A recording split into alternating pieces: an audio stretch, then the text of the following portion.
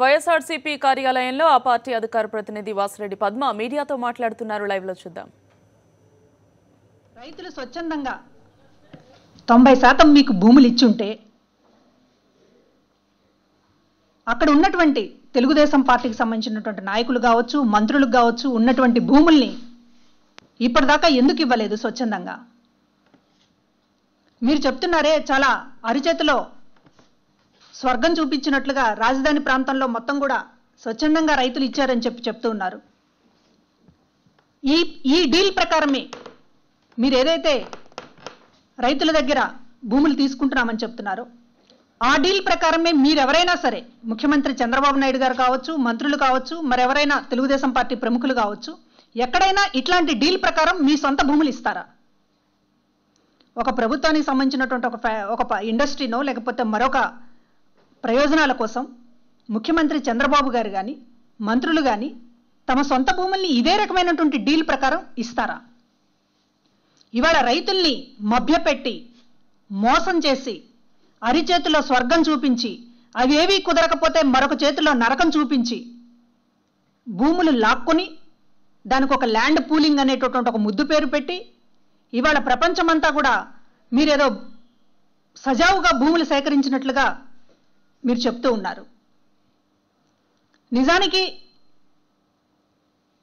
కిందికి వెళితే రాజధాని ప్రాంతంలో ఏం జరుగుతోంది? మీరు ఎన్ని రకాలుగా భయపెట్టారు, ఎన్ని రకాలుగా రైతుల్ని ప్రలోభ పెట్టారు. భూములు లాక్కోవడానికి, గుంజుకోవడానికి ల్యాండ్ పూలింగ్ పేరుతో మీరు చేసినటువంటి అరాచకం ఏంటి అనేటటువంటిది ఇవాళ రైతులు చెప్పబోతూ ఉన్నారు. ఇప్పటికే చాలాసార్లు చెప్పారు. వైఎస్ఆర్ కాంగ్రెస్ పార్టీ ఆఫీస్కి వచ్చి చెప్పారు, అనేక మంది పార్టీ నాయకుల దగ్గరికి వెళ్ళి చెప్పారు, భయపెడుతున్నారు, కేసులు పెడుతున్నారు, భూములు లాక్కోవడానికి అనేక రకాలుగా మంత్రుల చేతి బెదిరింపజేస్తున్నారు అనేటటువంటిది ఇప్పటికే చెప్పున్నారు. వాస్తవం ఇట్లా ఉండగా మీరు భూముల సమీకరణ అనేటటువంటిది చాలా సజావుగా జరిగిందని చెప్పడం అనేటటువంటిది ఇది చాలా అబద్ధమైనటువంటి విషయం. అబద్ధాలు మాట్లాడడం అలవాటైపోయి మీరు ల్యాండ్ పూలింగ్ విషయంలో చేస్తున్నటువంటి మోసం ఏంటనేటటువంటిది జగన్మోహన్ రెడ్డి గారు రేపు పర్యటనలో తేలుతుంది. ఏ ఒక్క రైతుకి అన్యాయం జరగకుండా ఉండడానికే రేపు జగన్మోహన్ రెడ్డి గారి పర్యటన జరుగుతుంది.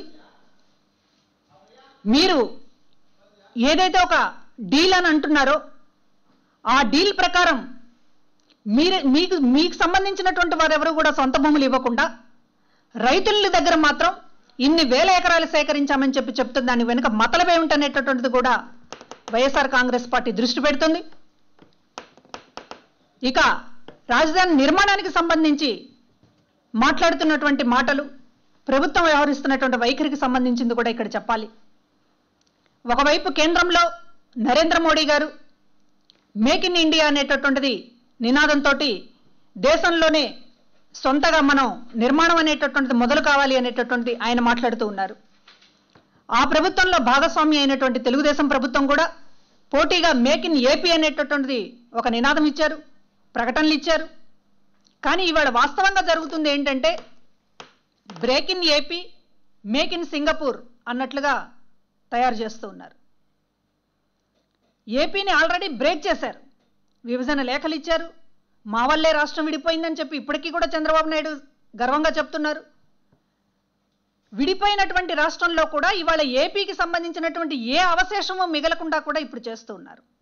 Break in AP, make in Singapore, మొత్తం సింగపూర్లో తయారు. చివరికి రాజధానికి సంబంధించినటువంటి ఒక క్యాపిటల్ సిటీ నిర్మాణానికి సంబంధించినటువంటి డిజైన్ కూడా సింగపూర్లో అయ్యేటటువంటి ఒక విదేశీ ప్రభుత్వం ఇవాళ ఏపీలో నడుస్తూ ఉంది. అంటే సొంతగా ఒక రాజధానికి సంబంధించినటువంటిది డిజైన్ కూడా రూపకల్పన చేసుకోలేని పరిస్థితిలో ఇండియా ఉందని మీరు సింగపూర్కి వెళ్ళి బాజా కొట్టి వస్తున్నారు. ఇతర దేశాల ముందు మన దేశం పరువును ఎట్లా తీస్తున్నారు చంద్రబాబు నాయుడు గారు అని అంటే, ఇవాళ ఇప్పటిదాకా ఒక అబద్ధం చెప్పారు. సింగపూర్ ప్రభుత్వంతో రాజధానికి సంబంధించినటువంటి నిర్మాణానికి సంబంధించినటువంటి ఒక డ్రాఫ్ట్, ఒక ప్లాన్ అనేటటువంటిది ప్రభుత్వంతో ఏర్పాటు చేసుకున్నామని ఇప్పటిదాకా చెప్పారు. దానికి సంబంధించినటువంటి ఎంఓయూలు కూడా కుదుర్చుకున్నాం అన్నట్లుగా మాట్లాడారు. కానీ సింగపూర్కు సంబంధించినటువంటి ప్రధానమంత్రి గారు వచ్చి ప్రభుత్వంతో కాదు మా దేశంలో ఉన్నటువంటి సంస్థలతోటి ఇక్కడ ఏపీకి సంబంధించినటువంటి పనులు జరుగుతున్నాయి అనేటటువంటిది ఆయన క్లియర్ చేసి చెప్పారు. ఒక మసిపూసి మారేడికాయ చేయడం, ఇప్పటికీ కూడా సింగపూర్కు సంబంధించినటువంటి ఏ కంపెనీలతో ఈ రాజధాని నిర్మాణానికి సంబంధించినటువంటి డిజైన్ని మీరు రూపొందిస్తున్నారు? వాళ్ళు ఏమన్నా నిష్ణాతుల నిర్మాణ రంగంలో? అట్లాంటిదేమీ లేదే. ప్రపంచంలో సింగపూర్కు సంబంధించినటువంటి సంస్థలు నెంబర్ 1 నిర్మాణ రంగానికి సంబంధించినటువంటిది అనేవి ఎక్కడే సర్టిఫికెట్లు మనకు కనపడడం లేదు. ఇంకా చెప్పాలంటే గల్ఫ్లో కానీ లేకపోతే మరొక చోట కానీ మన భారతీయులు దూసుకుపోతున్నారు, అన్నిట్లో రాణిస్తున్నారు. చివరికి అమెరికాలో మైక్రోసాఫ్ట్ లాంటి సంస్థలకి మనకు సంబంధించినటువంటి తెలుగు వాళ్ళు సీఈఓలుగా ఉంటున్నటువంటి పరిస్థితి. ఇంత ఘన చరిత్రను పెట్టుకుని భారతీయులకు సంబంధించినటువంటిది మీరు ఏపీ బయటన్నా కనీసం చూడకుండా అసలు మన రాష్ట్రంలోనే ఉన్నారు, ఏపీలోనే ఉన్నారు, చాలామంది